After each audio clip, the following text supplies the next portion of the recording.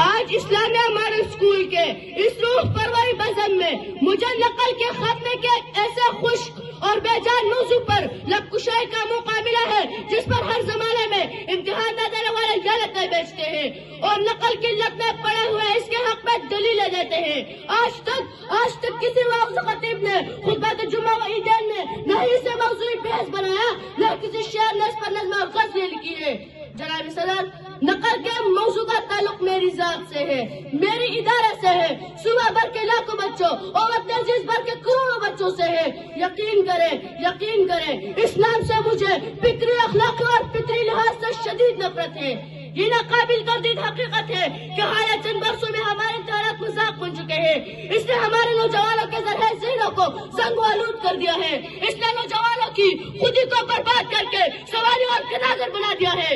جناب صدر، نقل کا بڑھتا ہوا رجحان اس قدر شدید ہوتا جا رہا ہے کہ طلبات کے ساتھ ساتھ بعض والدین بھی نقل کو اپنا حق سمجھتے ہیں اور یہی سوچ پاکستان کے تعلیمی نظام کا وہ عنصر ہے جس نے پوری تعلیم و تربیتی ڈھانچے کو ناکام اور ناکارہ بنا دیا ہے۔ صدر علی وقار، ہم نے یہ ملک بڑا قربانیوں کے بعد اس لیے بنا ہے کہ ہم پوری دنیا کے لیے ایک مثال بنیں گے۔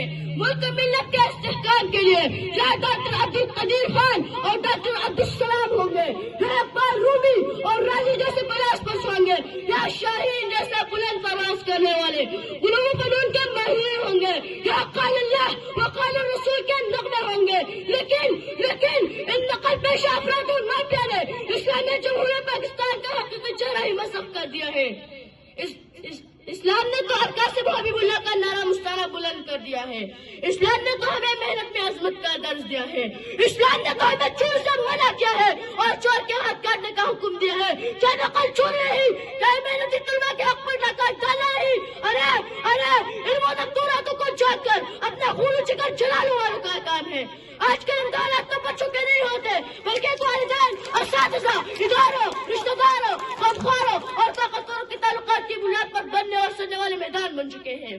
جناب والا، آئیے اور آج یہ عہد کریں کہ ہم کماگر اور حقیقی سائنسدان بنائیں گے، خوددار اور غیرت مند بنیں گے، جعلی ٹپے لگانے والوں کی قدر کما کریں گے، نقل کے خاتمے کی مہم چلائیں گے۔ اس پاک سرزمین، اس کشور حسین کو صحیح معنوں میں اسلامیہ جمہوریہ پاکستان بنائیں گے۔ اٹھ کر اب بس میں جہاد کا اور ہی انداز ہے، مشرق و مغرب میں تیرے دور کا آغاز ہے۔ تو شاہی ہے پرواز کام تیرا، تیرے سامنے آسمان اور بھی ہے۔ والسلام۔